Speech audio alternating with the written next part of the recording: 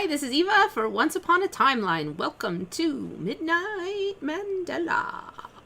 So, I saw somebody on here was talking about that Lions 8-8 thing, which I'm like, what?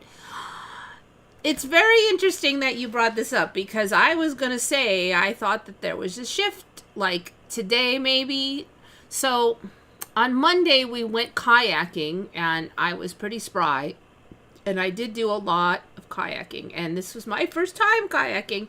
And the main problem was me trying to get back on the kayak because apparently it's just not that easy when you're in deep water. So the actual, paddling wasn't too bad, but the practicing trying to get back on and off. So I was pretty tired basically. So I kind of I was pretty tired that day, but then yesterday I felt pretty good and I had been exercising a lot. So my muscles aren't totally shot out. They recover quickly because I've been exercising, right? So, but today I felt terrible. I was just whacked out. And then the other two people who live on the property, they were whacked out. Dave wasn't up until 1 p.m. and he goes to bed on time. And that is totally, because I actually got up at a normal time and then I felt so bad I went back to bed. So then I took a long nap and I got up at 1 p.m. and Dave wasn't even up. And the other guy, I hadn't seen him till 3 and he's usually out using the kitchen or something. So, I don't know, everybody was slogging around like dead people today. And it's that feeling, that feeling in the muscles and stuff. So I thought, okay, I don't think it's a 2-day lag from the kayaking. I think it's a shift. Okay. You canoe, get back into a kayak. I don't even know what that means. But basically, you got to have some pretty good upper body strength. And I'm not light. And the kayak that we have, we got them for free. They're nice kayaks, but somebody else just got old and couldn't use his kayaks anymore. And they're kind of narrow, so when you get back up on them, you really got to heave yourself up on there real quick, otherwise it flips over and bonks you on the head. And so you can get on easy if you're in shallow water, but if you fall out in deep water, then you either got to swim all the way back to shore or you have to get on in deep water. So it's kind of a thing that you just want to figure out how you could get back on before you get far away from the shore. So we were at a lake, so we just stayed kind of near the shore, and I'm a good swimmer. So I wasn't really worried about it. And I did have the kayaks came with all the kayak stuff. So we got the kayak life vests that are very compact so that they're not all puffy in your way. So I had one of the life vests on because there's rangers around and they would get the evil eye if I didn't have the life vest on. And I did want to be somewhat responsible. So I'm paddling around and everything's fine, but we have to practice. At the end, I'm okay, I'm going to see if I can get it back in deep water. And the answer is no. So anyway, we'll work on it. There's things you can do to help, you can get some straps to help you jump in and those things. So we're going to play with that. But so I stayed kind of near the shore. But it was an interesting thing because, first of all, I don't think that's the reason 2 days ago's kayaking was why I was beat to death today. Because everybody felt pretty good yesterday, even though we went kayaking on Monday. And I'm the one who kayaked all over Dodge, Mississippi. But I did stay near the shore. And so there was that. So I was thinking shifts. Okay, there's a lot of Mandelas. I only got to some of them that Jackie found. And today, I think, is really the main piece of the shift. But the other thing that happened was I actually haven't gone swimming in a long time. So we kayaked around, and at first I just worked on getting my stroke. And once you get the stroke pretty good, it's not too bad. And I have been doing upper arm lifts and stuff, so that helped a lot. I think I wouldn't have lasted that long if I hadn't been doing that for a few months. And then at the end, I worked on trying to get back in the kayak, which was actually what kind of made my arms really tired. And then at the end, we're going to go soon. I'm I'm going to stow this kayak over here on the shore. And I'm going to take off this stupid life vest well, it's not stupid, but you know, I want my freedom. I'm going to swim around like nature intended for a little bit before we leave. So I throw all that stuff on the shore and I start swimming. And, you know, I remember I always swam. I love swimming. I love the water. The lake was beautiful. It wasn't even cold. It was like a heated swimming pool. And I'm like, well, I'm kind of older now. It's been a while. And I do kind of remember you have to output a certain amount of effort to swim. Well, guess what? I guess you don't really have to do that anymore, because when I took off the life jacket, I barely noticed I didn't have it on anymore. Like, you know, I've talked about on here about how I thought that like water was more buoyant, and I mostly had assumed it was like the surface tension on the water, but I'm like, I mean, you used to have to put some effort into treading water. You barely even have to do anything now. I'm like, I took off the life vest. I swear to you, I was like, did I have a hidden life vest on? It felt like I had a buoyant life vest and I didn't. And I'm like, I'm like, you can't hardly drown now. It's so easy to swim. It's so easy to dog paddle that you can almost just be dead and still be dog paddling. I mean, like, I was shocked. I was like, you know, the other two don't really do the Mandela thing, so I couldn't sit there and go, oh my God, you know, but I'm like sitting there. I was like freaked out. So it was very comfortable, let's just say,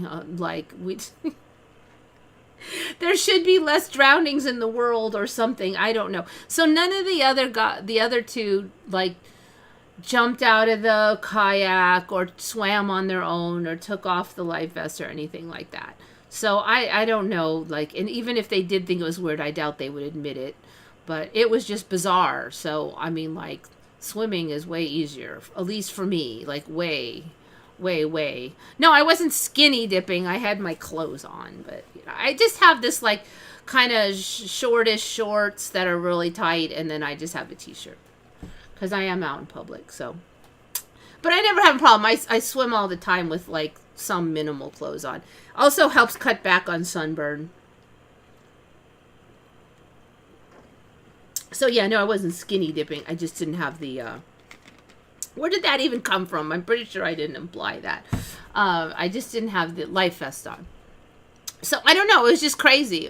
So normally they're like, oh, don't swim in clothes. It'll weigh you down and you could drown. I'm like, yeah, whatever. I mean, I've done it plenty of times. Because sometimes you're just out camping and then there's a, like, surprise. There's a lake, you know. So it's like, it's hot. It was so hot too, so it was just it was wonderful. But anyway, so yeah, swimming. I guess swimming is way easier now. I don't know. I was, you know, you used to have to keep paddling or your head would go down, you know. But now, like, my head's up here. I'm barely paddling. I'm not extending any effort whatsoever. I could do that forever, I think. I mean, like, I guess I'd fall asleep eventually or something, but dang, I was just like, I'm like, it almost was like I was on one of those weird salt lakes where they say it's more buoyant or something, but no, it's an ordinary lake with fish in it and everything, you know. So one of the few lakes you can kayak around here, and I'm actually not 100% sure I was allowed to be swimming, because you're supposed to like stay in the kayak, I think. I didn't really see a sign that said you couldn't swim, but somebody said there was one in another spot, so I didn't know that. But because it is a reservoir, but it's one of the few reservoirs you can go in the boat. And they kind of know if you kayak, you might fall in. So, you know, like I was practicing getting back in, and the ranger knew, and he didn't say anything. So I guess it's fine. I'm going to have to figure that out, though, because I do eventually want to go away from the shore. Okay, so yes, this is this 8-8 portal thing. You bring it up, and I'm like, okay, what's the 8-8 portal? Because I never heard of it. Well, apparently it was today. Every year on August 8th, the cosmic phenomena known as the 8-8 portal or Lion's Gate portal occurs, creating an energetic gateway that offers powerful opportunities for spiritual growth and manifestation. Okay, well, all I felt was tired. I just felt really tired and a little cranky and like super sleepy. And I don't know about manifestation, but the celestial event happens when the sun in Leo aligns perfectly with the star Sirius, a dazzling powerhouse of energy and light. Let's explore the magic of this special day and how you can harness this energy for your personal and spiritual development. Okay, how can you make it most of this? Set aside time for introspection and meditation. Visualize golden light from Sirius pouring into your heart. Journaling. Engage in creative activities. I mostly just slept. Very important sleeping to do. So, yeah, I don't know. I mean, like, it would be kind of convenient if these shifts were, like, to schedule themselves more. And then you could just go, okay, this is the 8-8 portal. So, don't schedule any hard work on this day or whatever. That would be convenient. I don't think I've quite felt this much of a shift in some time since I've gotten healthier. I feel like I got less smacked down, but... So yeah, I slept like a lot on Monday, but I was pretty whacked out from the kayaking. And my muscles were really like, I don't know how to describe it. Since I had been using them a lot, it wasn't the same as like if you haven't been exercises, then you go out and exercise, like weekend warrior, because then it's like super achy. But it was just sort of this diffuse fatigue that I felt on all the muscles. Basically shifting every second. Yeah, I don't know, I guess, but it definitely seems like there's times when a whole bunch of Mandelas happen, and it does seem like for a lot of us there's a physical manifestation. So I don't know. I mean, if this had happened the day after the kayaking, I would have just blamed it on that, but... And like my muscles are almost recovered now. It's just the triceps are a little sore, but the rest is all feeling like normal. I mean, I'm not going to do a really heavy workout session for another day or two, but...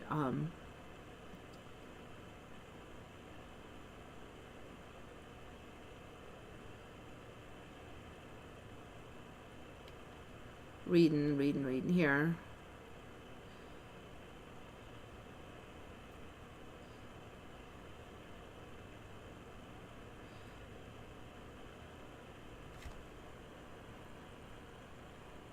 Yeah, you might want to try swimming now because it might be easier than you remember.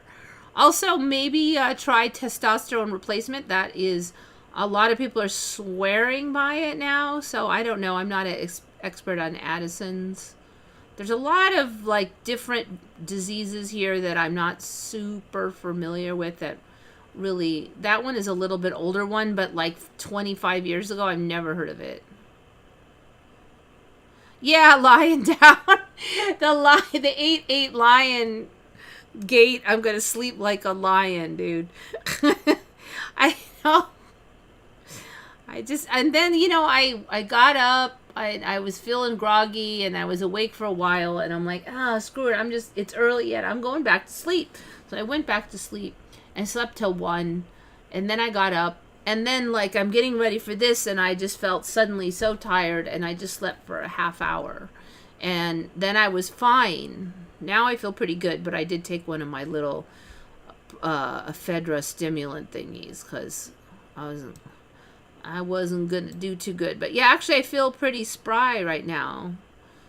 Pride goeth before the fall. I don't know if I would say I had pride, but I felt sort of decently healthy for a while. I don't think that counts as pride.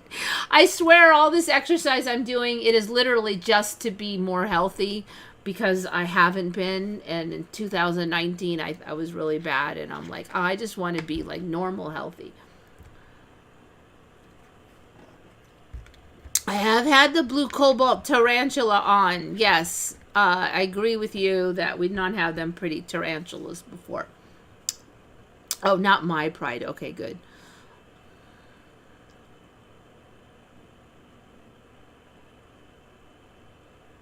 Everyone thinks they're real. You know, I don't know what reality is. So when you ask if I'm real, I mean, like, what does that even mean? I don't know now. Tomorrow is the 8-8 portal. Well, it's 8-8, like, right now. You're right. That's right. Tomorrow is the 8-8 portal. You're right. So, okay, so I can do the meditation, like, tomorrow, which is like today. It just started. Good point. Good point. I looked at it. It says 8-8, but that's like it's been 8-8 for 24 minutes. All right, we'll have to see how I do tomorrow after I wake up. The 666. Yeah, no, I don't think so. I don't know. 8-8s aren't my number either, but I don't think they're evil. Who the heck knows? What's evil changes with the timeline. Eva, wait, Cancer is the moon sign. It's a moon, it's a not a sun sign. Yeah. It's a moon sign, right? But yeah, crabs love water. Oh, but it was so good. You know, I mean, like, there was a time when I couldn't swim when I was like 8 or something, and I had to learn, though. But I still kind of remember that time. But ever since then, I feel confident in the water. Although I have to say, like, when the kayak tips over and then it kind of, like, you're under there, like, with it on your head and then water goes up your nose, that is not real comfy.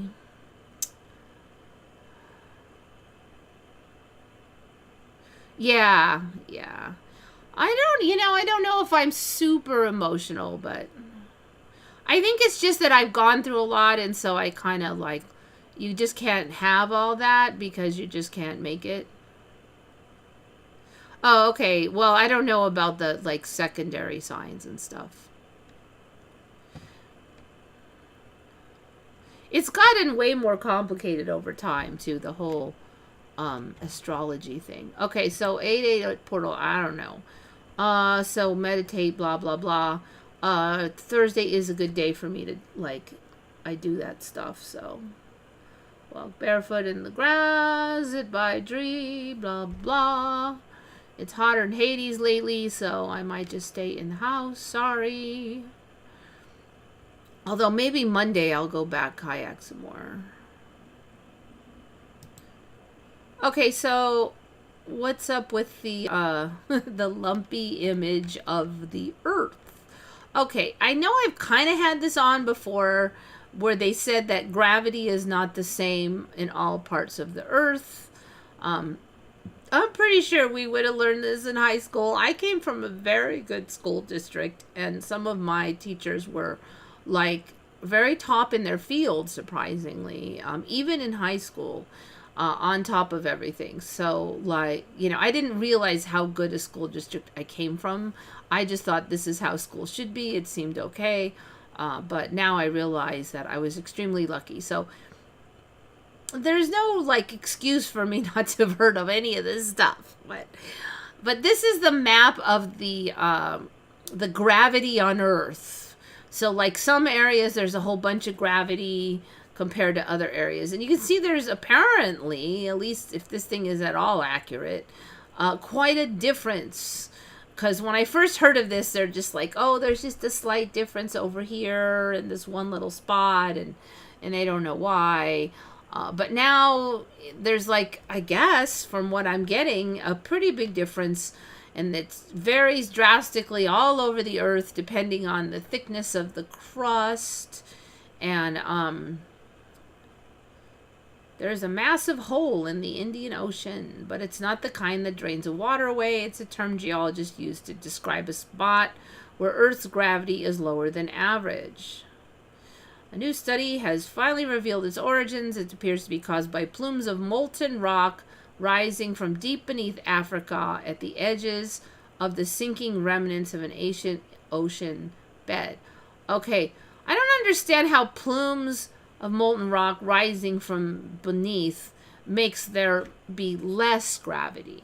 Like, that part kind of confuses me. But then later they're saying, okay, there's like less crust there. Okay, but how does molten rock rising from the depths equal less crust? Okay, I can see how maybe it's an ancient sea, but like there's other seas and they're not low gravity. So like I'm confused. I read this in a couple places and I can't put these sentences together in any kind of logical understanding completely. All right. In an ideal universe, Earth would be a perfect sphere. That would be my old universe, thank you. And its gravity would be exactly the same at every point on its surface. But in reality, Earth is flatter than a true sphere around both the North and South poles and bulges out near the equator. Yeah, it has been that way for a while, but they used to say it was a subtle bulge. I guess it's gotten bigger. Additionally, different regions exert a different gravitational pull depending on the mass of the Earth's crust, mantle, and core beneath them. Local gravity measurements taken, blah, blah, blah. There was some good part over here. Here it is. Okay.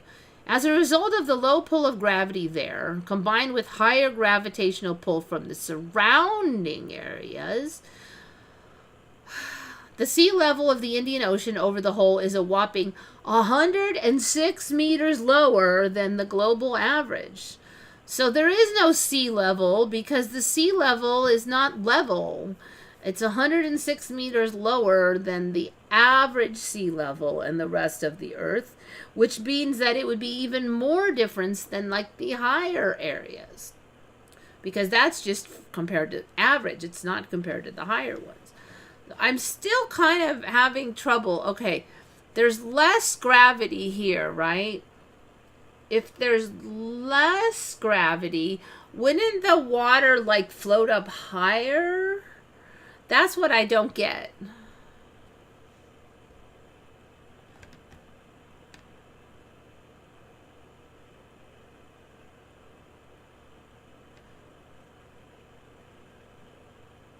Yeah, I'm double checking. It says it's because the Earth's gravity is lower. All right. If the Earth's gravity is lower, then why is the water also lower? Shouldn't like the water just float up more?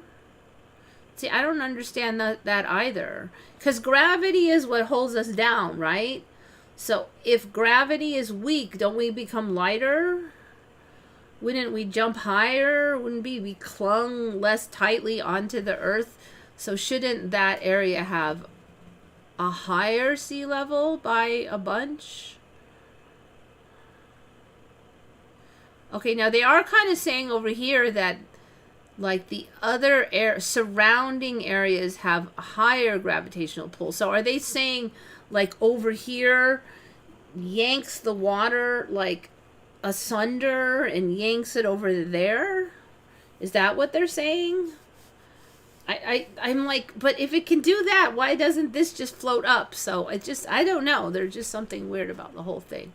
So, but that's a lot, 106 meters. So that's like 300 feet difference.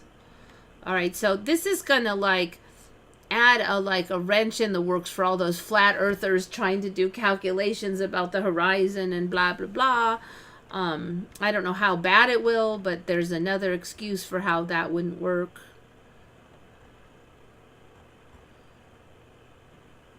So they're calling it like the, what is it called? The geoid, some kind of goofy name.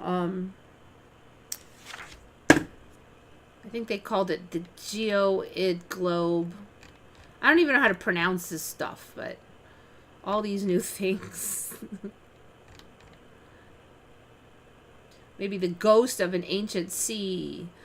Like, I guess they're just saying that the crust had a sea there, so it didn't have like as much crust. But like why didn't it? Because first you would have less crust and then you would have a sea, right? The water would accumulate in the low spot, so something would have to make you have less crust and then you would get a sea. The sea does not make you have less crust, so it doesn't really explain anything. If there was a low spot, then of course there would have been water in it.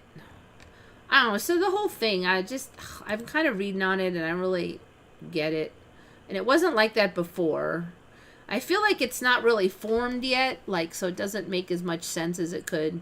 And you read these things and it's like none of these people writing this understand what they're talking about either, or they would explain it better. I was just conceived in Cancer season. Yeah, so when I was a kid, I used to be like, oh, I don't want to be, I'll be any astrology sign but Cancer because it sounds so horrible. Cancer, you've got cancer. Oh, well. And then I turned out to be Cancer, of course. Oh, well.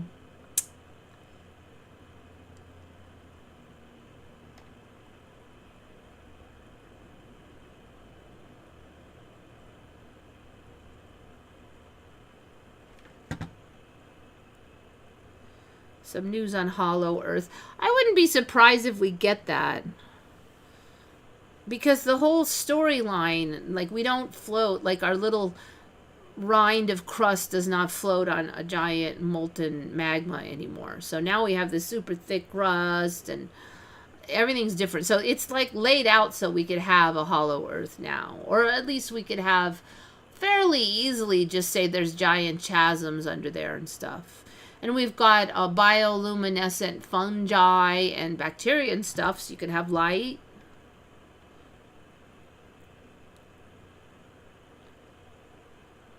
You know, one of the things I was looking at is they were saying some of the images showed a big hole. Let's see, it was by India. Let's see, where's it? Here, this is India. So they're like, oh, there's a big hole. They have all these weird names for these holes, like potato and stuff. Like, and it wasn't that long ago when they had that weird radar anomaly, but then I looked and the radar anomaly was over here. But it kind of reminded me of this. It's like, I don't know. What's going on over here with this thing? And what is A anyway? B and A. What are those talking about? Why are there B's and A's on that image? The geoid low. Geoid. I don't even know how to pronounce it. Probably took its present shape 20 million years ago. When plumes started to spread within the upper mantle, it will probably last as long as the mantle flows along the plume from the African blob, which is likely to be many more millions of years. When the temperature anomalies causing this low geoid shift out of present-day location, the geoid low will start to dissipate. Okay, whatever. I don't know. I think they're making it all up now. All right, so there you can see there's all these weird images of these gravity blobs. I'm like, are they really saying like the gravity is that much stronger here? I mean, there's a lot of these images, and I'm like,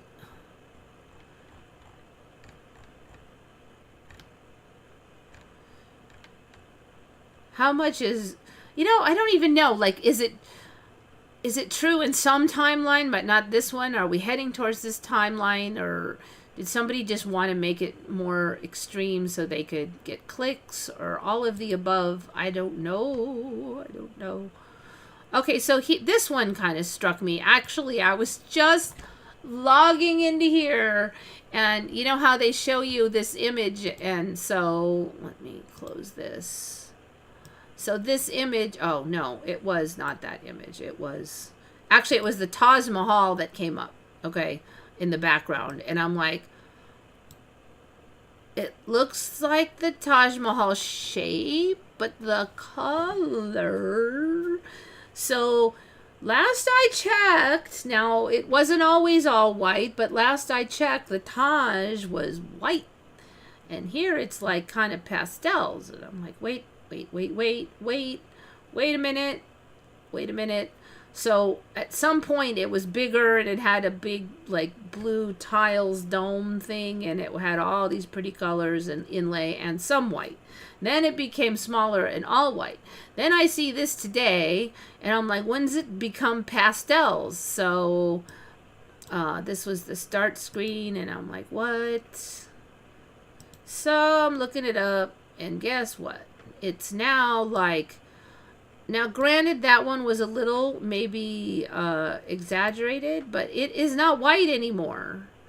Now, even from a distance, the ones where it's white, it's not really white. It's not that whitey white. Even here, you can see the top's not whitey white. Then you get close. It's definitely de-whiting. It's like got a tan now. And you can see different patternings and stuff. So it hasn't been that long since we've looked at it.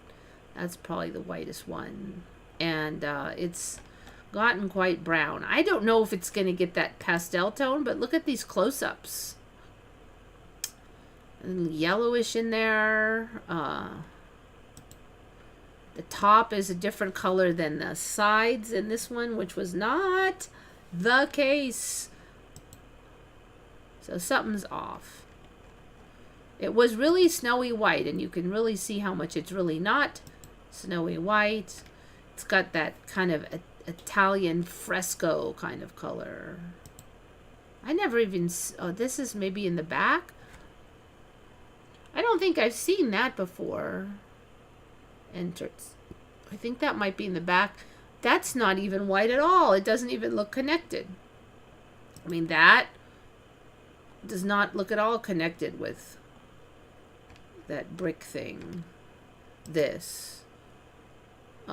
Okay, maybe there's the shape there would be the only thing, but that does not go with that. I'm sorry. Did they build it later? Last I checked, they did not have later builds, but man, it's changed a lot. I think some of this back has even changed since last time I looked at it. Oh, here, this. I don't think it had these star patterns before, so unless that's brand new. Whoa, and it's long. So I feel like this has gotten way longer. And it has those star... There's been a lot of changes in the Taj. This one's getting me, man. Okay, so anyway, I call baloney on the Taj.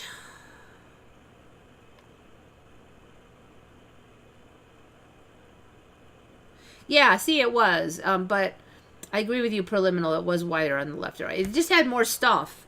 But the last time I looked, it had gotten small like that. So I've had it on a couple times that it's smaller. But it was white. And I was complaining that it changed to white because I remember this blue tiles all over the dome. And the dome was bigger. And then it got smaller and it turned white. I'm like, okay, so it's been white for a few years. But it wasn't, whatever this is, you know, brown or whatever. Was the pool always long? So it was long and skinny for me, but not that long. Like it was only half that length.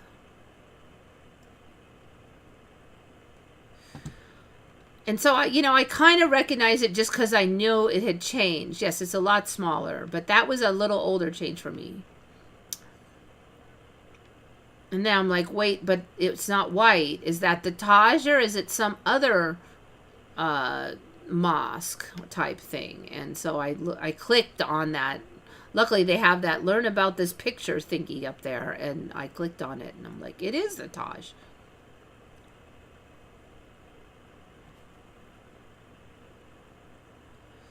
I had a dream that tablet broke and I couldn't get to the stream. And then a clown came into the room and was going to kill me. Okay, that's not my favorite kind of dream. What did I just have dreams like? I just dreamt like there was these people and I were talking to them. And that's a lot of my dreams lately. And a lot of times it's like it's like super boring crap. Like, I don't even know. We're talking about boring stuff. I don't know. That today was like that. Like, this is, even when I'm having a conversation or we're talking about nothing. Then I'm like, oh, maybe I'll write it down on the piece of paper that I keep. But I'm like, it's so boring. I'll do it later. I'll remember. And then I don't.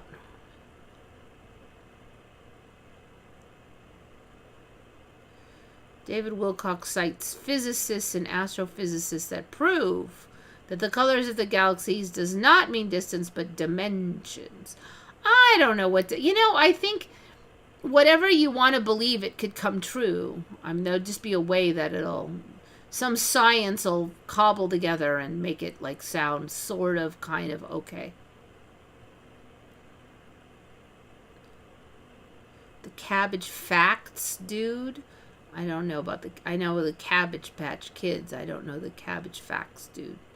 I was on the internet in 2000. Oh, no, I was not on Twitter in 2016. Oh, definitely.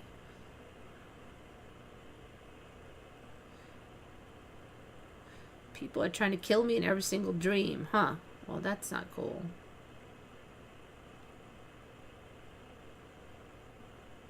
I got killed in a few dreams. I dreamt I was a soldier once and I got shot in the back. That one was pretty realistic. I didn't care for it.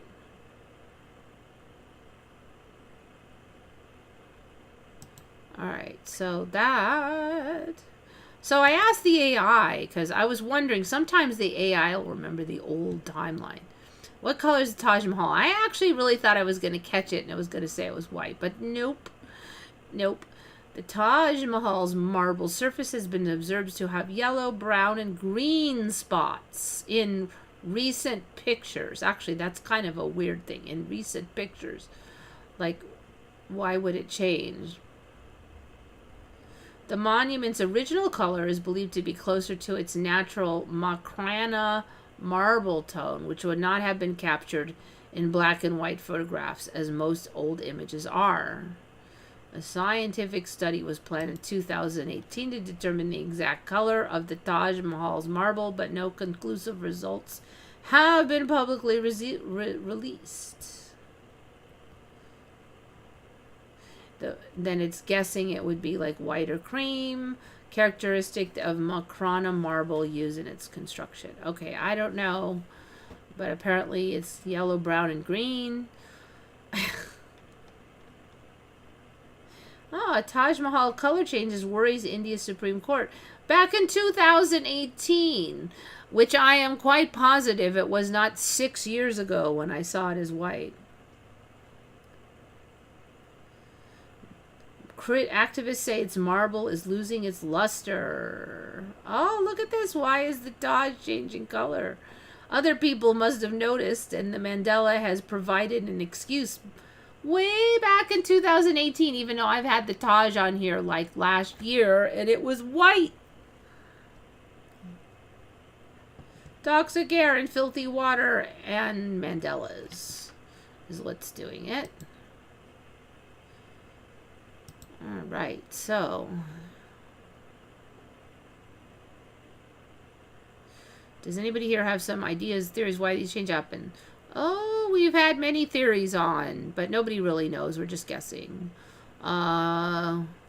Evolution of the system, maybe. Some people think CERN has messed up the timelines. Some people think there's the quantum timeline reality, and somehow we can shift between the timelines and things aren't actually changing. We're just moving to different timelines. That's another theory. Of course, if you look at the conventional official storyline, it's because you have a bad memory. That's not real popular around here, though. Have I left something else? Like the Bible people, a lot of them think it's just like, God's doing it, or the devil's doing it. Yes, actually, I think that's it. The devil's doing it. To fool people, some people think it's like I don't think it's a real popular one, but that I have heard people say it's like a psyop from the government or something like that. So, yeah, I don't know. If you look at the Buddhist philosophy way, you'd probably say that they would say that life is but a dream created by our own agreements with each other at the subconscious level. And so we've agreed to change things, so it changed. That would be another one. I tend to fall more in that camp, but I'm not going to say I know for sure. I do think there's multiple universes, though, just because there's been a lot of evidence with the Mandela on it.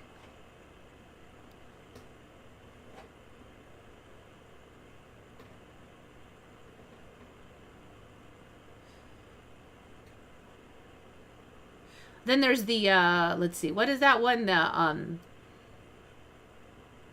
The prison planet theory, like the Earth was created to trap souls.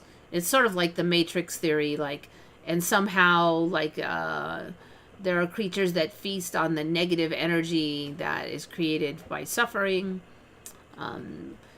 Although sometimes that's intertwined with another idea that they get fed by our suffering, but we also become stronger and learn by our suffering. So it's like a 2-for-1, like they get fed, but we also get stronger.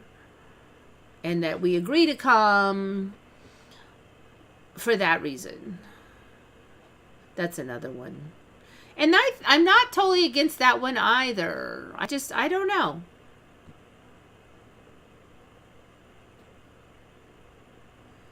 I have a painting of a white Tartarian style building my grandmother made, but it wasn't originally full of archways, and now it's not white anymore. Ah, lots of grays and greens mixed in. Interesting. So I wonder if maybe some of these old buildings are just going to become like pastel colors and stuff. Would be kind of cool. Solipsism. So solipsism is like, from my perspective, all you people don't really exist, and only I exist, and you're just figments of my imagination. Of course, from Jackie's perspective, I would be the figment. I don't like solipsism, so I don't like to think it's true because I don't like it, because that means that it's all lonely. Excuse me. But who knows, maybe. Of course, Buddhist philosophy is that we're all connected as one giant creature, like cells in a body. I do think this is a soul trap if you are a malicious a-hole. So, yeah, that's a good point. So, the general theory is that basically you have to evolve enough skills to get the heck out of here. And I kind of think that might be a thing, because I've had kind of like weird dreams like that. Like I came to Earth. Wow, this place is really interesting, and there's a whole lot going on, and there's a lot of life force, and I want to try it. And then I try it, and then I go, I hate it. It's all miserable, and I want to go, but you can't leave because now you're all like contaminated by Earth life. And so the only way to get out was to like go through the whole system. It's like entering a maze, and the only way out is to find the end of the maze. You agreed to come in, but now you can't get out. And indeed, I tried to escape, but I just couldn't find the way out. It was like I couldn't remember. Nobody kept me here. I just couldn't do it. And then I realized I'd have to go back and go through the whole system and come out like successfully on the other end, and then I could leave. So I don't know. That was the dream. Of course, dreams are dreams, right? Who the heck knows? But that was kind of how I tend to think of it, as something like that. Like I agreed to come, then I wanted to bow out, but nope, you got to finish the program, basically. Once you're in the boot camp, you got to go through the end. All right, so this one we've had on before, but I feel like it's kind of upgraded itself. So there's this place in where's that place at? Lloro, Honduras, where every year, sometimes several times, but there's a certain season, fish just supposedly rain from the sky. Okay, May and June, and they call it lluvia de peces, which means rain of fish. And originally they said, oh, this village is way out in the boonies, and so nobody knew about it because it's way out, and it was too hard to like research, and nobody's really checked into it. But now apparently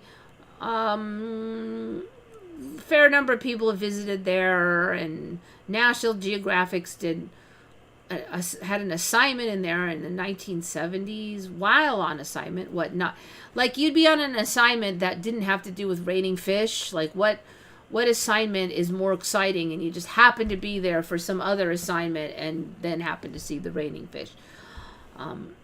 And then there's more info now on this. Let's see, when did this even come out, this article?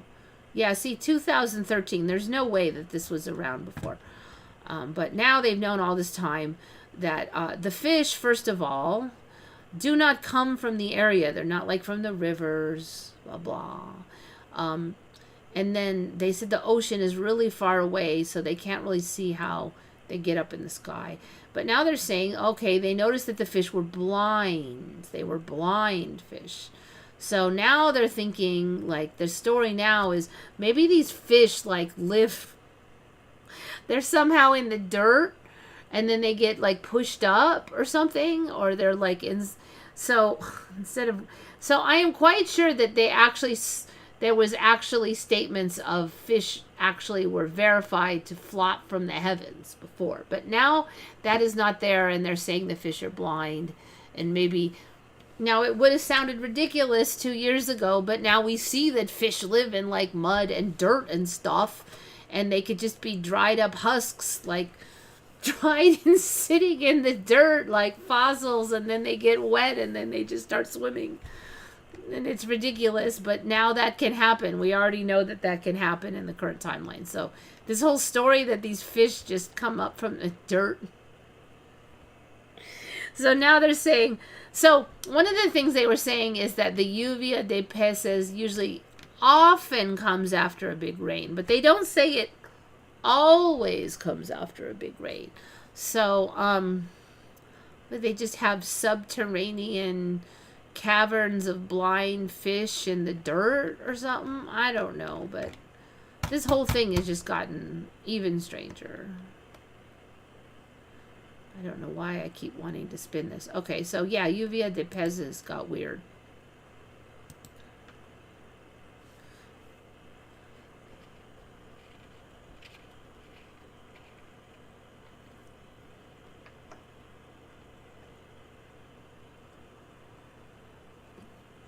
Preliminal said he dreamt in 2015 that I was with friends in the spirit world, and it was pulled into earth nature and had to pass 3 tests to return back.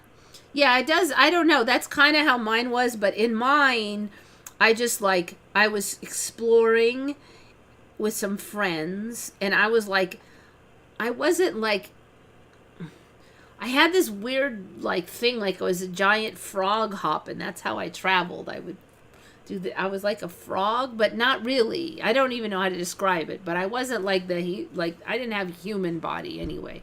I was exploring the universe. We came here to explore, me and like, it was like I think there was like 3 other people, but they weren't like frogs. I don't even know what I look like. I just knew that my gait was really weird. Like I didn't just walk with like 4 legs or 2 legs. I did this thing.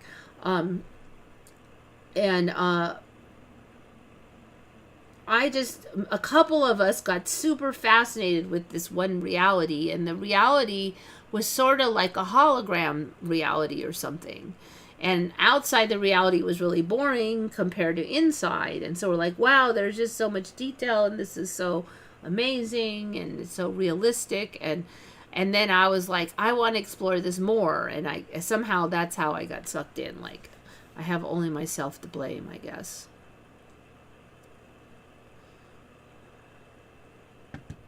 Me and a couple of the others are like, let's check it out. This is cool.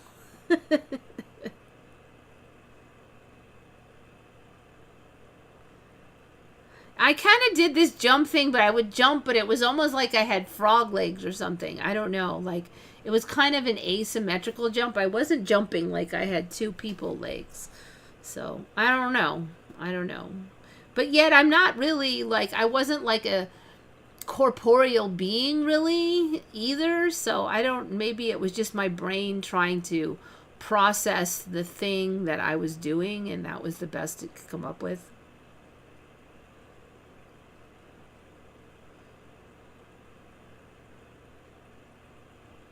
Things I had to improve on were my intentions, my attitude, and my overall way of being. All right, well, I don't know what overall way of being. I only know intentions and attitude as being that overall way of being. So I don't know what overall way of being would be beyond intentions and attitude. But those two I've definitely been working hard on. Not saying I'm all the way there, but it does make a big difference. It is just so sneaky because you're like, okay, I'm going to work on my attitude. And then like 5 minutes later, I'll be like, God, I suck because I haven't been working on my attitude. And I really just need to work on my attitude, but I didn't. And then I'm like, wait, now I have a bad attitude about working on my attitude.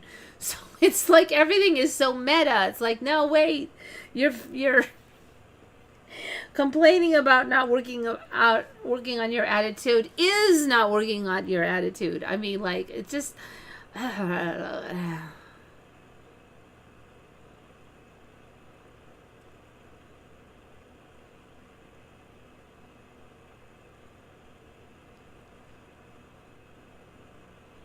balanced equanimity, yeah, something like that. That Zen thing, that's what I call it. I mean, you know it when you feel it. It's like, and your brain is, instead of all over and going, what if, and you just kind of go, and there's like a kind of a stability, and you're like, I'm just, I'm going to decide a direction, and I'm not going to go, what if, and just go, this is the direction I choose. And then, like, I'll be like, well, what if I hate it later? And then I'll go, okay, then I'll change direction at that time. But, I've got, like, an endless supply. Well, I don't want to say I have an endless supply, but I have a tendency to have all these what ifs.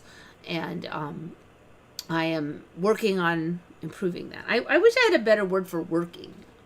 I keep trying to think of one. Working doesn't sound fun, I'm like, I want to say I'm practicing, but then even that doesn't sound fun. They need to have a word for working that's like funning. I'm that is more positive sounding. Selfish, blind in the dark. Yeah, I don't. Less selfish, yeah. That would be maybe a good third one. Attitude. Attitude's kind of a vague thing, but I don't know if it's the same as selfish. So attitude, intention is kind of like a concentration instead of being all over. And less selfishness. Those three would be a very good start, certainly. When I was having the dream, it was almost like an energy thing that was like those three things. Like I used to have it and I could travel all around, but when I came here, like the dirt of this place like makes it harder. But then if you overcome all of that here, then you're actually like stronger. You're so much stronger afterwards. That was kind of the point. Like you had it before, but when you get through this mess, you'll be like so much more powerful and so much more concentrated in your abilities. It's sort of, it's like literally like boot camp, you think you're all tough, but then you go to boot camp and they really teach you how to be tough. Not obsessive. Yeah, there's this Zen thing, I call it. Like, you kind of want it, but you're not, if I don't get it, it's fine. This would be nice, but you don't, like, cling too hard. And that one has been a tough one for me, though. I mean, I've definitely gotten better on a lot of things, but it's that thing where you let go and then you can have it. Like, I was trying to find a place to move. This place now is the place I found for years, and it just kept, like, there was always something that blocked it.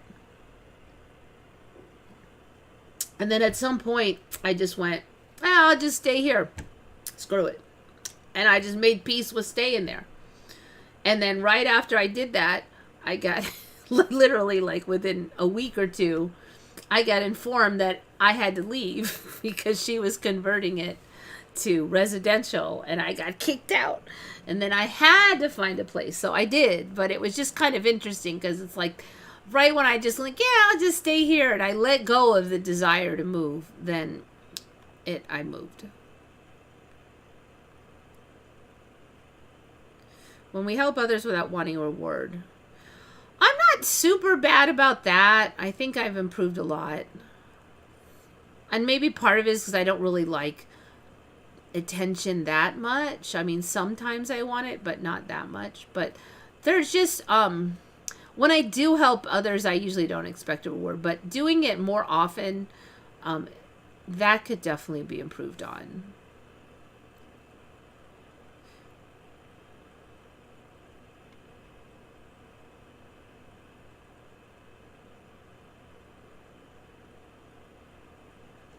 All right. This one was from Jacques. Have you ever heard of the three-faced representation of Jesus? I have. So, wait, that one's later. Actually, I should get another one.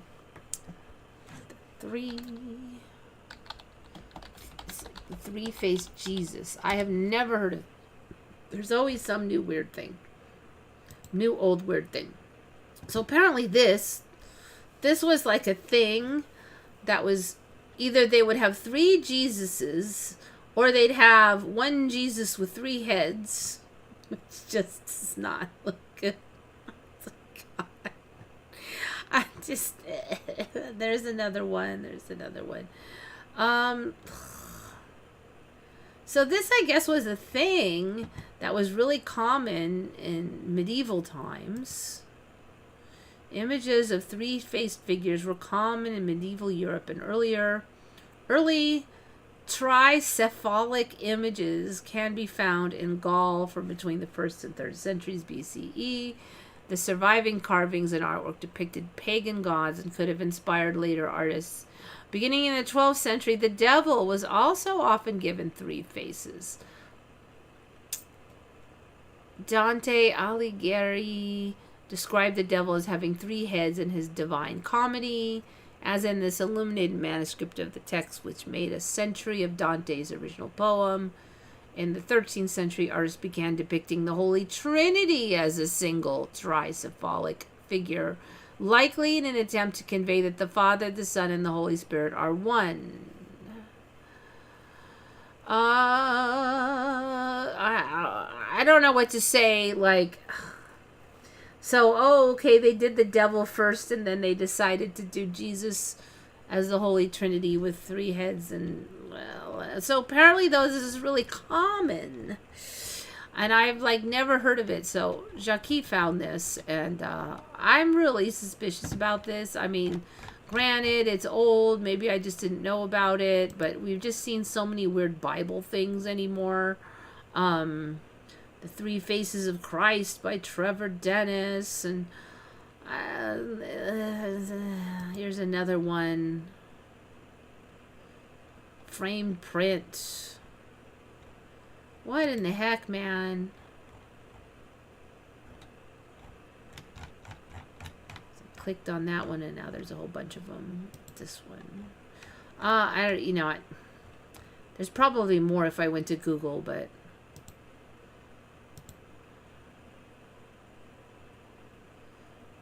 Jessai is the pearl of Jesus. Jessai.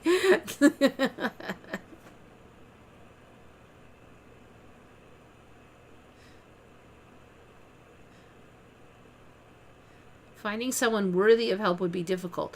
So, that's kind of the thing, though, that if, we're all connected, then just someone who needs help, you got to kind of think about what kind of help would really help them.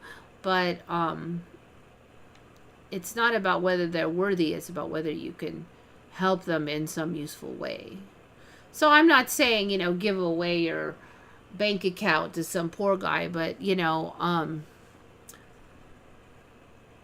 maybe if you can help them just be a little bit better person, or it's not like, I don't know, what am I trying to say? Judge not, lest ye be judged. That's, you never know about people too. Sometimes they just need a little help, and they can turn around their lives, and in 5 years they can fix their crap, or at least some of it. So that's the other reason. I mean, be careful, obviously, but...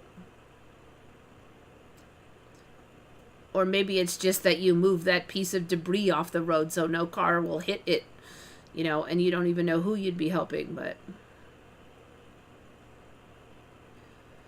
Well, if someone treats me like crap. So, see, that was kind of what he was saying, was you do something without demanding anything in return. Now, if the person is truly toxic and bad for you, then you definitely want to avoid them, but...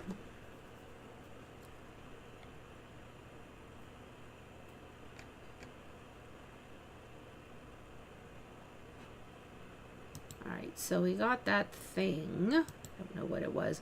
All right, so Jackie found another change in the famous painting. Do you see a more recent change in this painting? So I am not sure if I see the same one. I think I see the same one as Jackie, because there's a hint that she gave, and I think it is a good hint, that it has to do with the female in this one.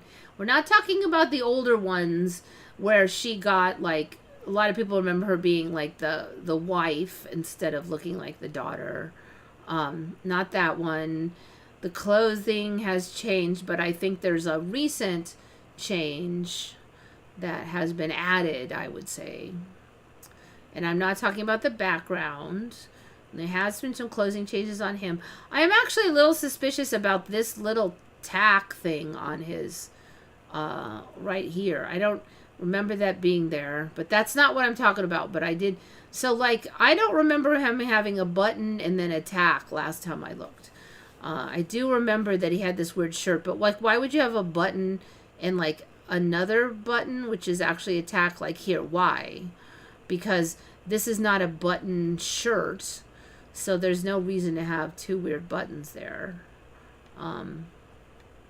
So I think that has changed, but there's also one other thing. Well, I see one other super tiny thing on her, but I'm not sure on this. Actually, this is another thing. I'm not sure on this, whatever's going on down here with this. Like, the belt that's not a belt. It's another belt that's in half of another timeline. I don't know, but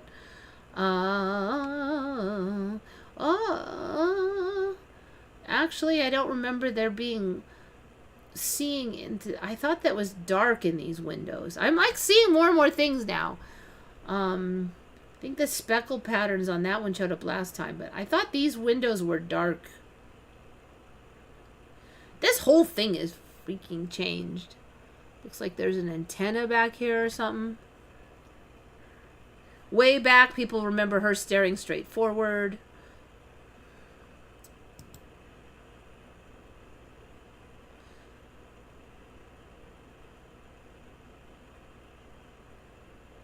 Geez, Yep.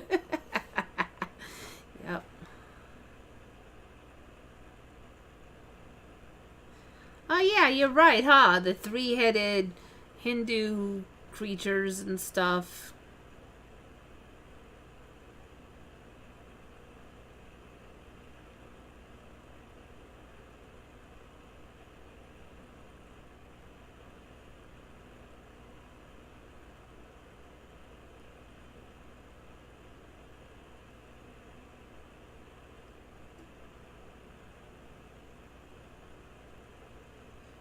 Nose get bigger. Yeah, that one is an older Mandela for me. That they used to just both stare forward at you, so it was kind of creepy, but now she looks to the side. A lot of people have damaged noses and don't even know it. How could you not know it, though? All right, let's see. I'm not sure on that one. So what I would say is this. I don't remember having a cameo. So that's the change for me. But the other thing is, I'm like, when did she get blonde? Because I really thought she had dark hair and brown eyes. But I especially thought her hair was, like, at least brown. So she's a blonde now. So she was the wife, but now she's like the daughter, and then she got blue eyes, and she's got blonde hair. And that really stuck out to me. I think it was like brown last time, but this cameo.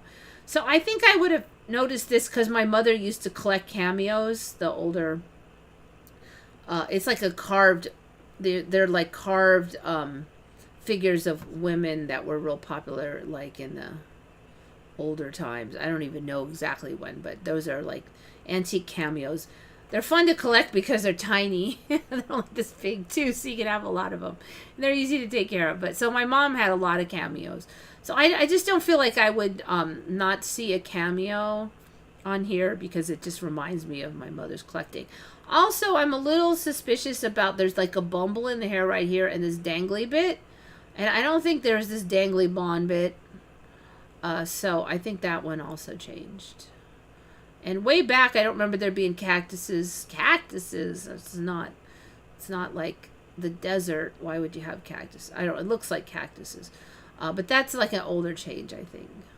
I'm a little suspicious of this, but I think this was there last time.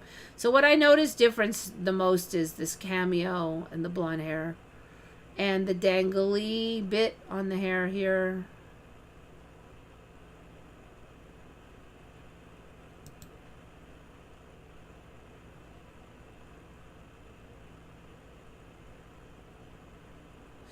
Yeah, she was like the wife in the old reality, and then she turned into like the daughter. Of course, we don't know she's the daughter, but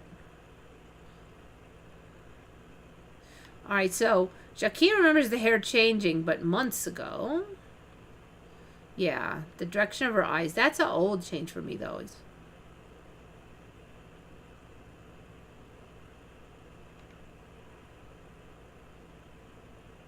Okay, well, I don't know then. So, Jackie, what is the change you noticed then? Jackie said she noticed a change, but I don't know what it is then. Middle part? No. I didn't know if you mean middle part on the hair, or we're talking about something else. I'm pretty sure she always had a middle part for me.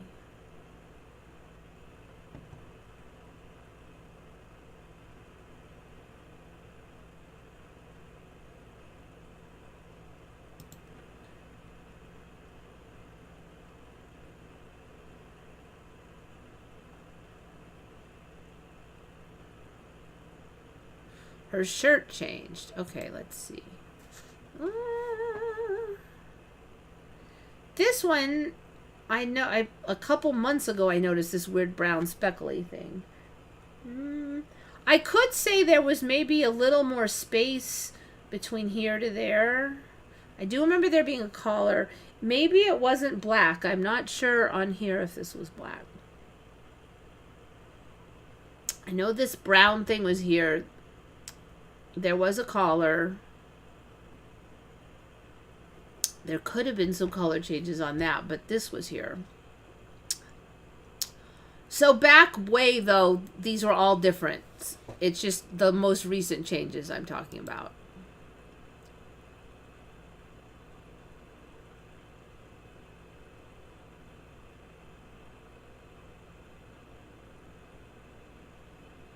Looks like there's a separation on her shirt. This one I did mention already. I don't know about the rest.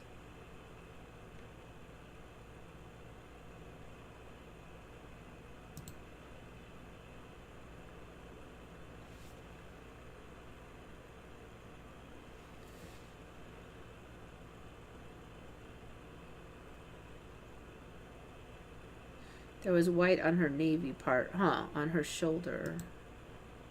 Huh. I don't know. Okay. Well, we're gonna move on to the next thing then.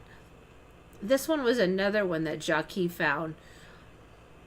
This one kind of reminds me of like another gaslighting thing. Like, if you feel strange, it's because in the 5th decade of life, our brains undergo a radical rewiring that results in diverse networks becoming more integrated over ensuing decades.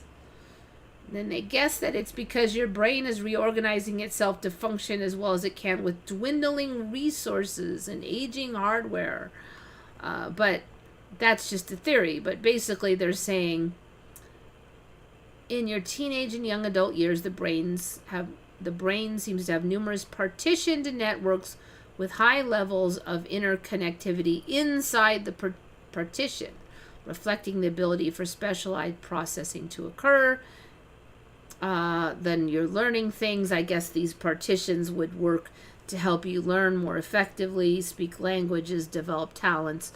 Around our mid-40s, however, that starts to change. Instead, the brain becomes less connected within those separate networks and more connected globally across networks, which is supposedly what like psychedelics does also, interestingly. But the time we reach our 80s, the brain tends to be less regionally specialized, instead broadly connected and integrated. So that might give you more like perspective across different subjects, but maybe less skill at doing detail work. That would be my kind of guess on it. But I've just never heard of this before, and it just seems very suspicious to me. So for us kind of older people who are going, man, everything seems so weird now, and they'll, oh, your brain is rewiring. It's like, sure it is. Anyway, Jacques found that one, and yeah. I think they would have figured this out before, like, 5 minutes ago. When does this even happen? 2023. Yeah, it's a pretty new article. If you feel strange, it might be because you're shifting through the time-space continuum.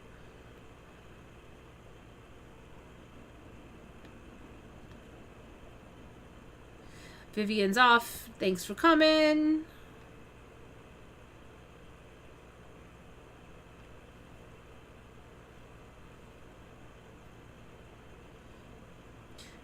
When I was a kid, Hulk Hogan, the wrestler, looked like an old man. Now that I'm older, Hulk Hogan still looks like an old man. Yeah, that's kind of another thing. It's like people are not looking as old.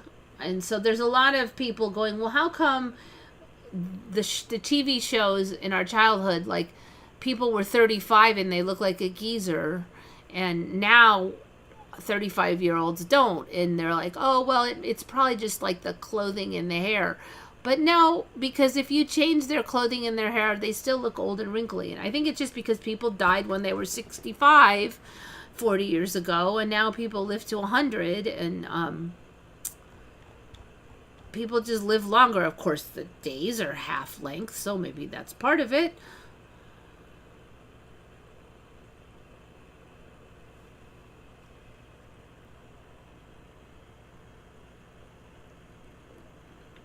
Reality of 20 to 24, 2000 to 2024 definitely feels less connected than 80 to 99. Yes.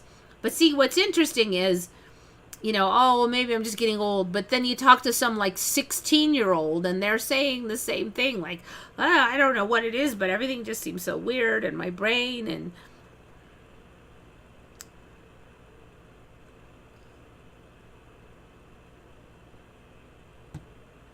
so I think probably that it's just like the Mandela gaslighting. Like, oh, you're not, this, relax, if you feel weird, it's fine because your brain reorganizes when you're 40. I'm like, whatever.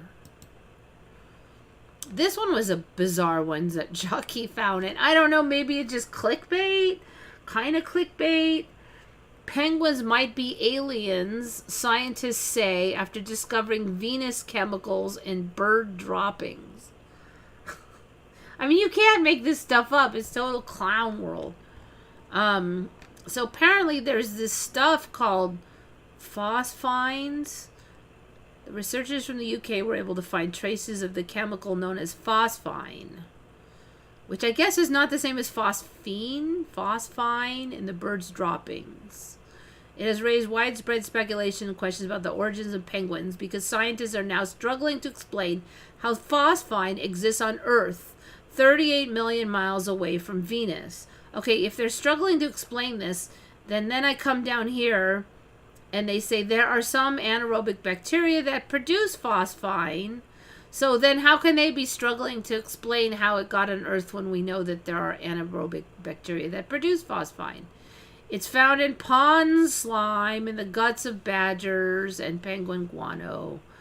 All right, so now we get down here, and all of this sounds like bullcrap then. And maybe have to do with defense or signaling against competing bacteria. In 2020, traces of the chemical were found in layers of gas surrounding Venus, which has a similar atmosphere to Earth. That's the part that's flipping me out the most. Venus, which has a similar atmosphere to Earth. Like, hello?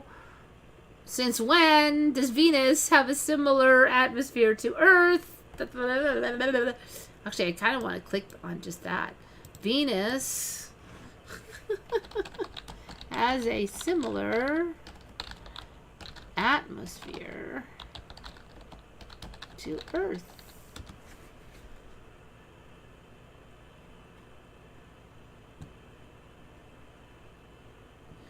Composed of 96.5% carbon dioxide and 3.5% nitrogen, with other compounds present only in trace amounts.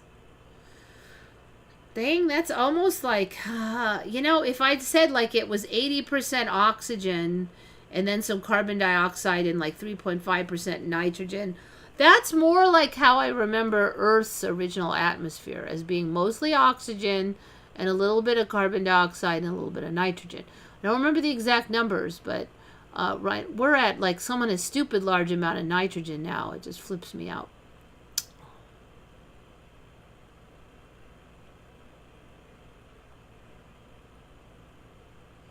Though scientists have detected small amounts of atomic oxygen in Venus' atmosphere.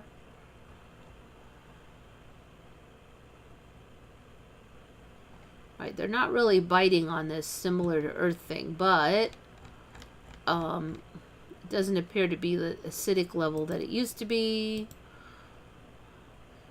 Maybe it's still zoning in. That'd be crazy if we ended up like colonizing Venus instead of Mars.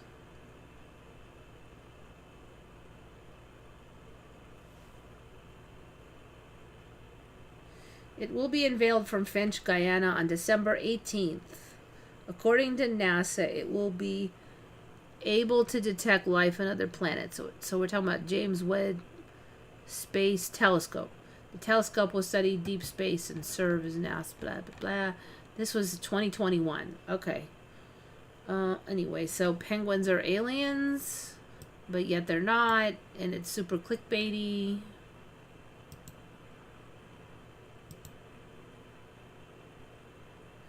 Yes, preliminal remembers mostly oxygen.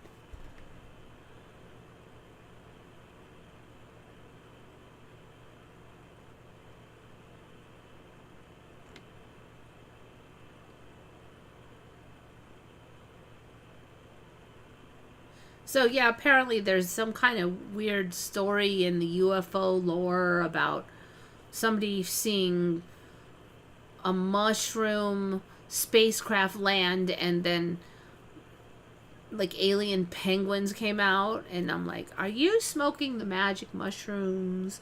I don't know. I mean, you can't, I wouldn't rule out anything in the current timeline, but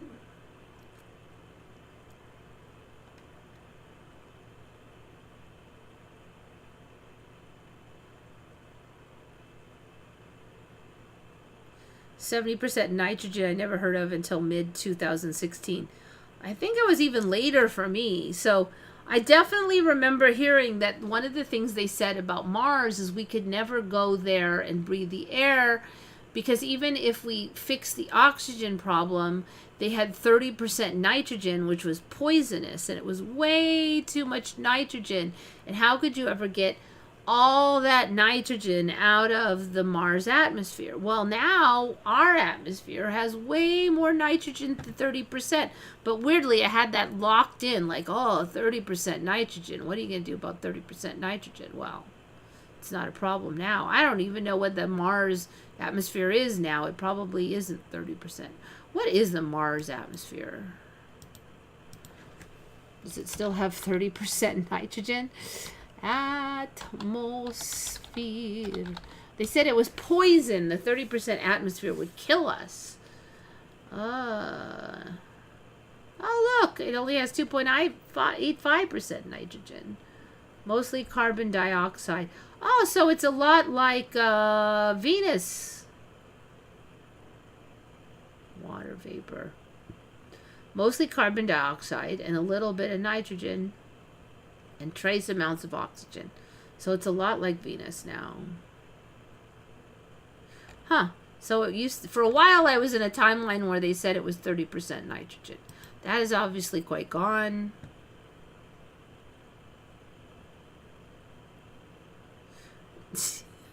I I don't even know. See, here's the thing. If NASA was going to fake the planets, I don't think they're going to keep changing the atmosphere lies. They would stick with one. So I don't think it's just lies. I think it's Mandela's. Because there's nothing stupider than changing your lie every 5 minutes. People are going to notice. That would be funny if the aliens came and they were penguins. It's like, oh, don't be mean to our cousins. Yeah, I do kind of wonder if we're going to turn into like those grays eventually, if there's enough shifts. Maybe 20 years from now I'll go, you know, we used to have tan faces and smaller eyes, and they'll be like, you're schizophrenic.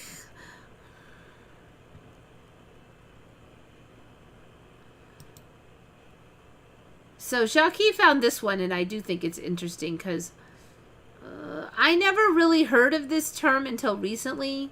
I don't even know how to pronounce it. Dysautonomia, which is like these weird neurological conditions. So POTS, which is postural orthostatic tachycardia syndrome, which basically means like you don't keep your blood pressure balanced, and so you can just like pass out if you stand up fast or something, and there's other problems with it, but syncope, I have not heard of multiple system atrophy. That doesn't sound good at all. Occurs in adults ages 40 and up. Neurodegenerative disorder with some similarities to Parkinson's disease. I've never heard of that. But unlike Parkinson's patients, MSA patients usually become fully bedridden within 2 years of diagnosis and die within 5 to 10 years. Okay, this one is considered a rare disease, but so they're basically saying that all these different dysautonomia diseases are common. And it's like problems with all those like automatic body functions like heart rate, blood pressure, digestion, dilation of pupils, kidney function, blah, blah, blah. All those things that you're supposed to just, body's supposed to just do on our own. They're saying, oh, if you have problems with those, then you have one of these dysautonomia diseases. Dysautonomia is not rare. Over 70 million people worldwide live with various forms of dysautonomia. People of any age, gender, blah, blah, blah. So this is kind of new for me, though. It's just been like the last 5 years that I've even started hearing about POTS and all these things. And like now everybody has it. So Jackie was just noticing that, you know, like this is so common, yet I'm really just starting to hear this word now.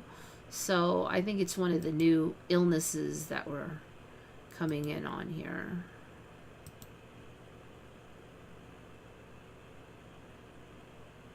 We used to have only 2 eyes. Yeah, not that third one.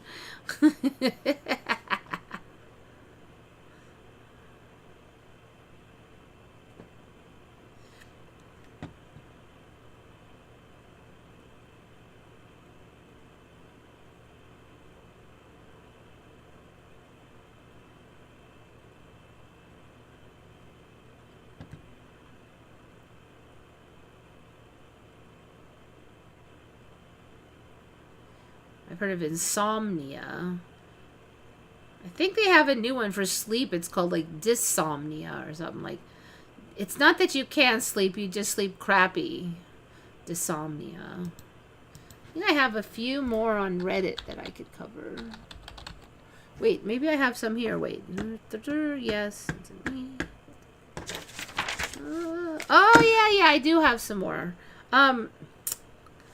This one I had for last week, but I forgot about it. I had it written down somewhere. I didn't have it on the sheet that I was working off of. So last week, maybe like 10 days ago, I started to hear on the airwaves that are like, oh, those mean old racist Republicans are deliberately pronouncing the Democrat nominee for president's name wrong. Okay, Harris. The last name is Harris. Talking about the first name.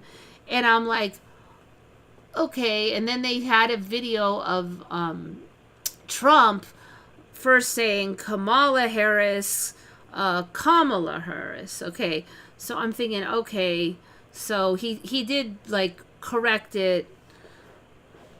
But here's the thing, I swear her name was Kamala. It's been for like years that I would hear her name and Democrats would say it, Kamala. It wasn't just Republican. It's not like I just listen to Republicans. I usually try to listen to the more neutral ones. Her name was always Kamala. Kamala Harris, Kamala Harris, Kamala Harris. And then a couple weeks ago, suddenly the way I always heard it and said it, and everybody I know heard it and said it, was wrong. And actually, when I heard Trump say that, I thought the wrong was when he said Kamala. But that's actually the correct pronunciation. Her name is Kamala.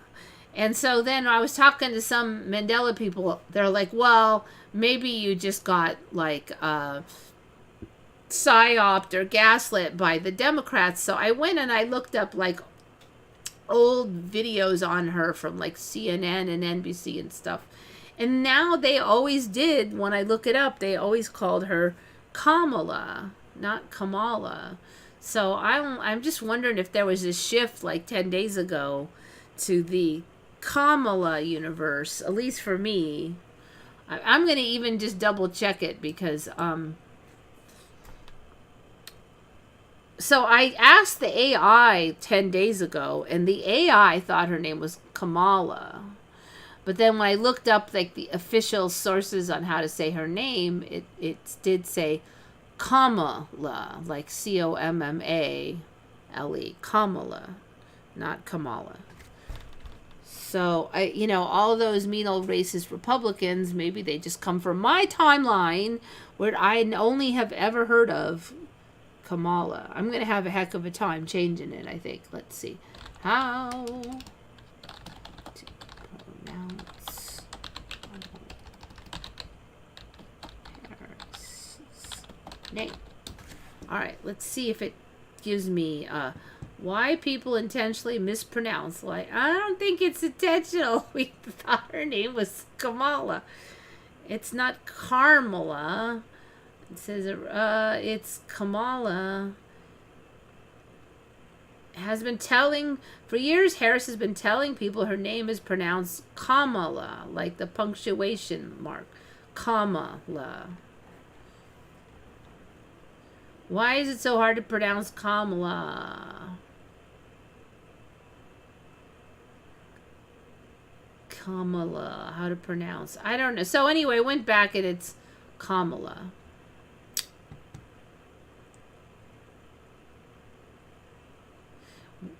Her name is pronounced Kamala with the emphasis on the first syllable. Let's give I almost said it wrong again. Harris the respect of pronouncing her name correctly.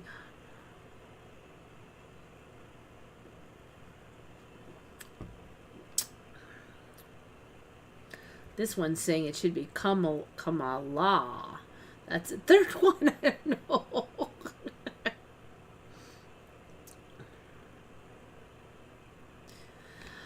I don't know, but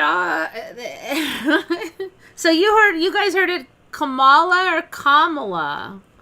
Because I went back and everyone's calling it, all the Dems were calling it Kamala back in the day. Apparently, I don't know how I didn't know that, but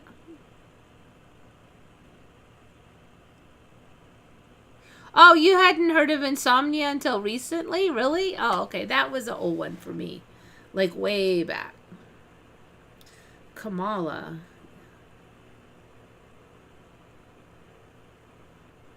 Studying about metanoia. Metanoia. Okay, that's a new one. There's so many things in this timeline. It's so complicated. A transformative change of heart. A spiritual conversion. All right.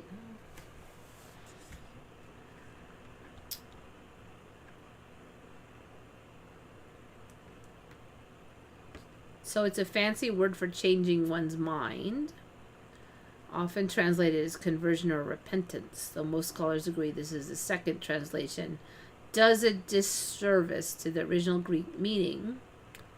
All right. I've never heard of it.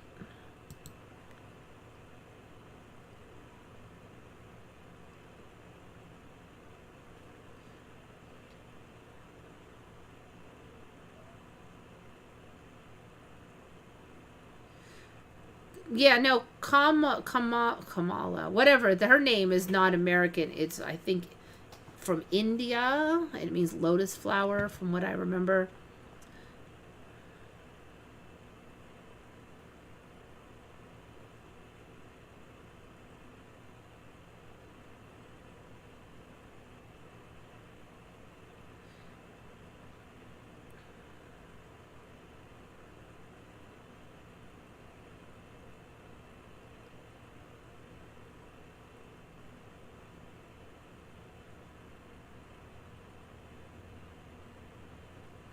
Kamala. So it's like the comma in a punctuation, comma, la.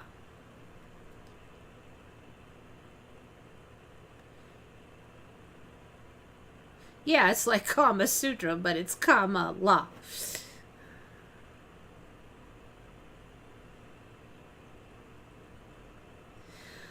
So, I don't know. I'm just like, this whole mispronunciation thing threw me for a loop because I'm like, I've only ever heard everybody say it the one way, Republicans and Democrats. So then I'm like, oh, well, what Republicans are saying it wrong? And then they had that clip of Trump, and he said Kamala, and I'm like, oh, well, Kamala, why is he saying it like that? Maybe he is making fun of her. But then I find out that's the legit one. The other one was wrong.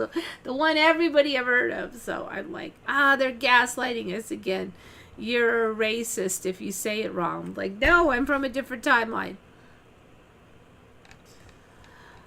Yeah, I don't know. So we're now in the Kamala universe. All right, here's another one I found earlier. Metal does not attract lightning. So, they used to put like, I think that even the original discovery of electricity, he had like a kite with a metal wire, and they used to put these like metal lightning rods up and stuff. But now they're saying that it, although metal conducts electricity, it does not attract electricity. So the old saying like, oh, don't stand near a tall metal thing, it doesn't matter, because they're saying that it would only influence electricity if the lightning was already going to be within like 6 inches of it. It might influence it to move over 6 inches onto the metal, but if it wasn't planning to come down there anyway, then it wouldn't. I'm like, I don't even know how to say it. Like, I don't even know how to say this because lightning makes no sense to me anyway, and now it really doesn't, because they have that leading edge dingly thing that they can't explain to me at all, and that comes first and like makes the connection, and then the lightning comes after it. And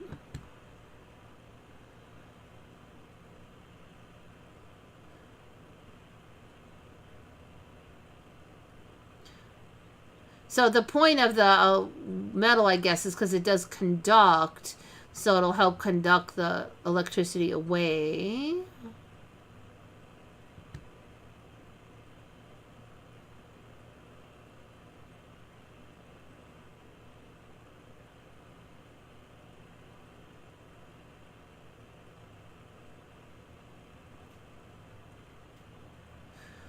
Interesting. So I remember this. Myth number 4, rubber tires protect you from a lightning in a car by insulating you from the ground. I definitely remember that being a thing. Now, cars are reasonably safe, but it's the metal roof and metal sides that protect you, not the rubber tires. Thus, convertibles, motorcycles, bikes, open-shelled outdoor vehicles, blah, blah, offer no protection.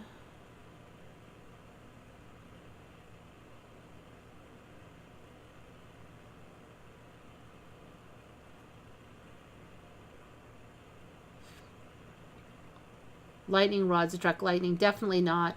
A lightning protection system simply intercepts a lightning strike and provides a path to ground for discharging the dangerous electricity. I'm like, intercepts a so the lightning would have to like strike really nearby, because it doesn't really intercept anything. I mean, you have a lightning rod, it doesn't jump over here and get in between the lightning and the ground.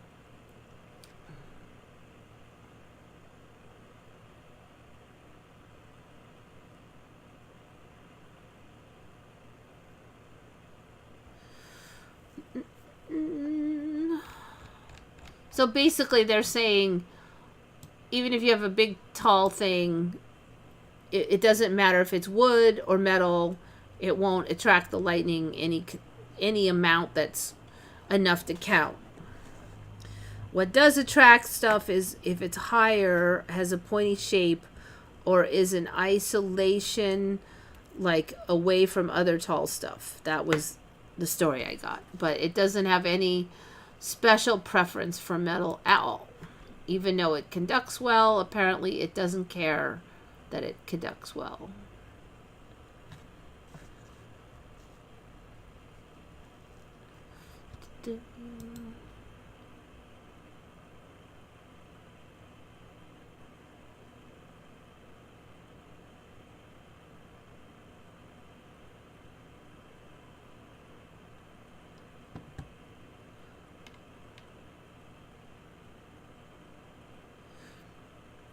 I do have my suspicions that there might be just genetic differences in like muscle nerve design and stuff, and like that could be it. Survival of the fittest could be part of it.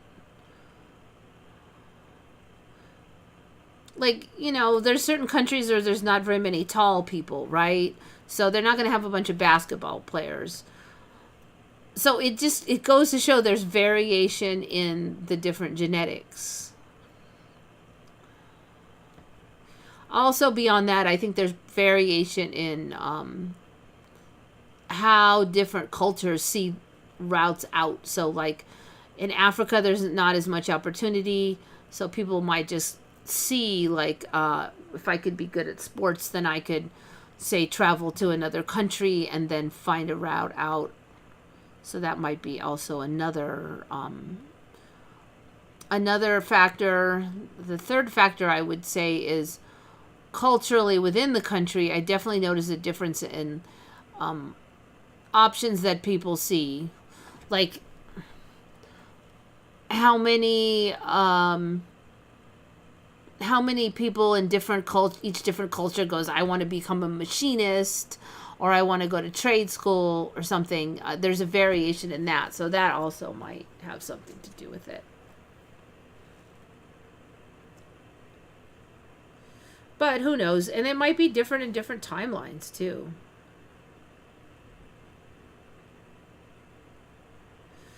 Or different alien races created our many human races. No, I don't even know what's going to become the official canon storyline for our reality. And it keeps changing, because like next week they'll say, oh, it turns out aliens did invent us all. And then 3 weeks ago, oh, it's a common myth that aliens invented us all. But it was, fungi from deep within the earth actually created humans or something. Who knows what ridiculous thing.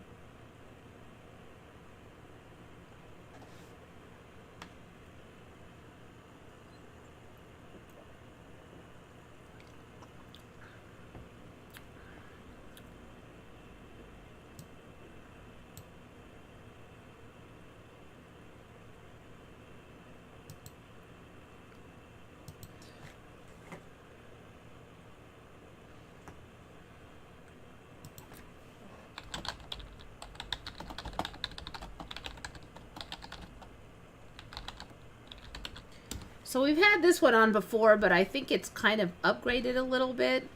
So they were saying before that you can't, like, the whole, it's now a myth that you could, like, they used to say if you got caught in a quicksand, don't struggle because it'll suck you under, right? And then at some point they said, no, it's not going to. Now the current story is that it's impossible to get sucked below your waist into quicksand. So they're basically saying because the sand is more dense than your body, you'll get like halfway in and that's it. And you could get stuck like halfway in and it couldn't, maybe you're not strong enough to get out, and maybe some animals will come and eat you, or the tide will rise and drown you or something, but you're not going to die from the quicksand itself. And it's impossible. That's the new story. Although horror films frequently depict victims disappearing in quicksand, the truth is much tamer. People cannot fully sink into this type of soil, and laboratory simulations now bear out this little-known fact. Quicksand is simply ordinary sand that is so saturated with water that the friction between sand particles is reduced. All right, so the whole suction thing or whatever is gone. Now you just go down halfway and that's it. The other thing I ran into is apparently there's this stuff called dry quicksand. Let's see if I can find it again.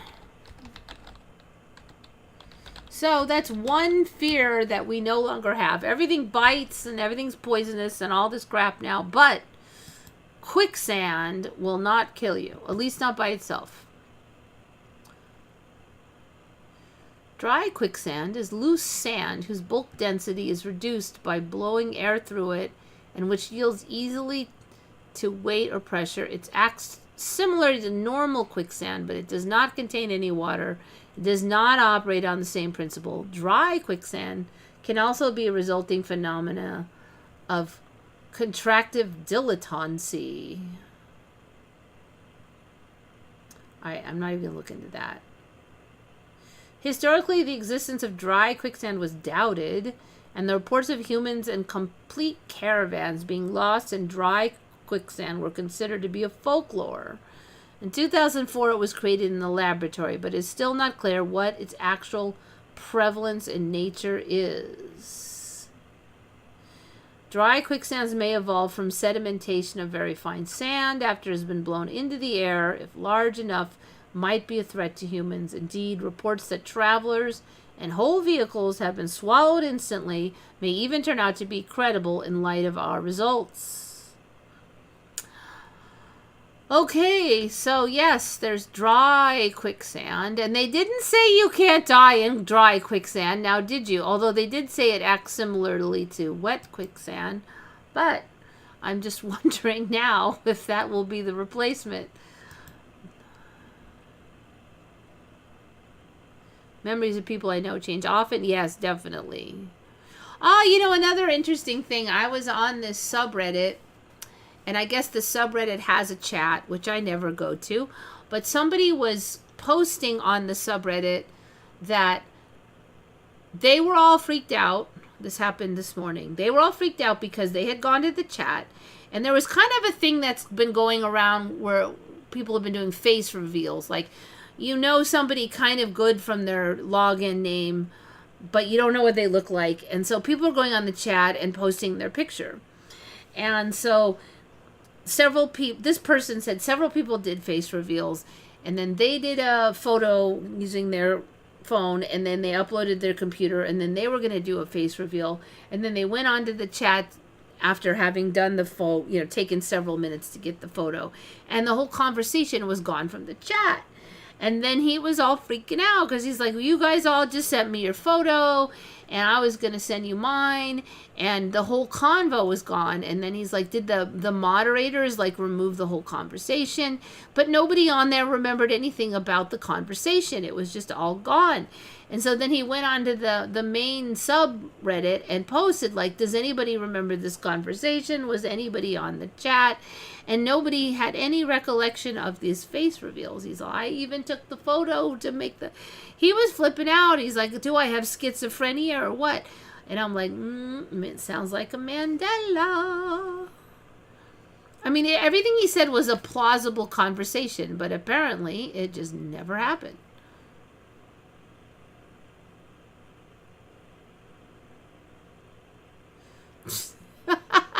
If you're fake, is your poop also fake? Yeah, what does it even mean to be real? I don't know, you know.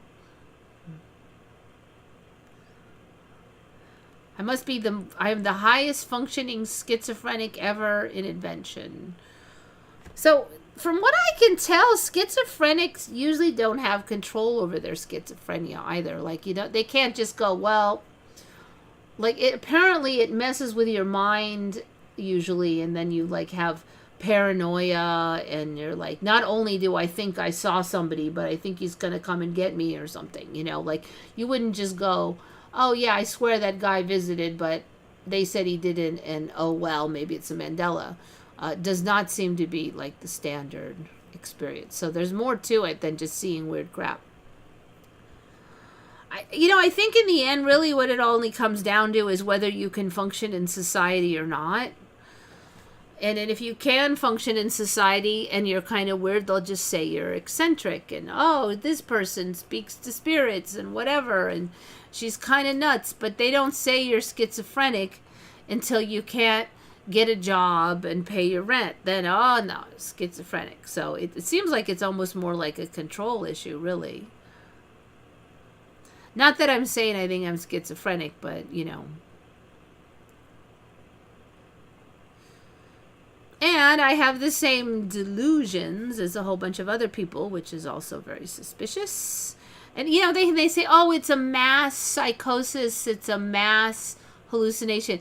That doesn't even make sense. Like, if you fabricate a hallucination in your head because you're schizophrenic or something, how can you have the same one as everybody else? It's always been the weirdest bunch of stories. So, like, if you hear voices and you say, I can talk to the spirits, then, oh, she's eccentric. But if you say, I hear voices and they told me to kill my child, and, oh, I have to kill the child, or they said I'm ugly, and, oh, my God, I'm ugly, and then you freak out, oh, now you're schizophrenic. So it's almost like just your control and keeping your brain functioning separately is the main thing that tags you as a schizophrenic.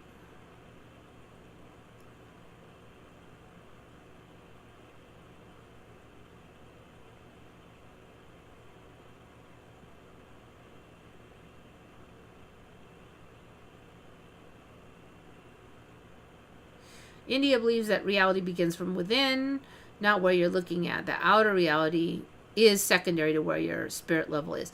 That's kind of that Buddhist thing, you know. It's like if maybe the outer you shift according to what your energy is, something like that, or reality is some kind of a manifestation of your inner self. But yet there does seem to be commonality, so it would again have to be some kind of group agreement.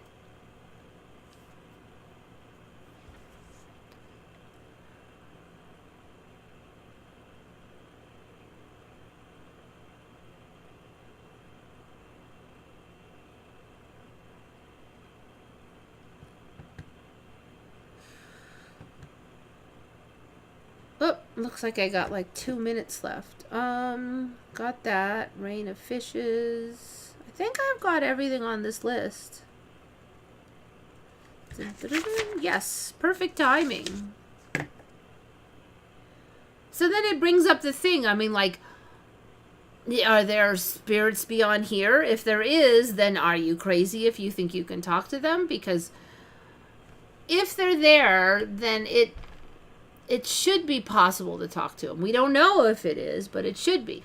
But if you're sure they're not there, then anybody who can talk to them, I guess, must be crazy. But how do you know they're not there? I mean, it's just such a fuzzy area. How could you tack any of that down? That's why I think it really does come down to functionality. If you hear voices but you don't freak out over them, they don't make you do anything, like you don't do anything stupid, and you don't like bug people about it that don't want to hear it. You don't run down the street going, I hear voices. But you just speak of it in appropriate venues only, then you're not getting in the loony bin, you know? So it's just like more of a control issue. Like, can you control yourself and fit into society or not?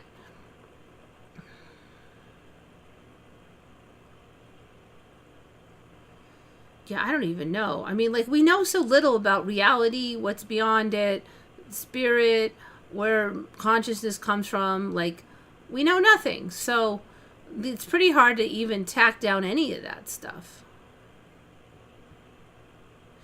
Yep, I gotta go too. Angels Don't Fall is out of here. Yeah, I don't even know. I mean, like, there's good spirits and bad spirits. Are they all bad or what? You know, so it would come down to that also. Like, I don't mess with an angry chihuahua. Well, what if you're stronger than the chihuahua? There's so many factors. I don't even know what to say. All right. Anyways, it is time. It is 2 o'clock, so it's time for me to run. So you know the drill. Think good thoughts, everybody. Thank you so much for coming. This is Eva signing off for Once Upon a Timeline.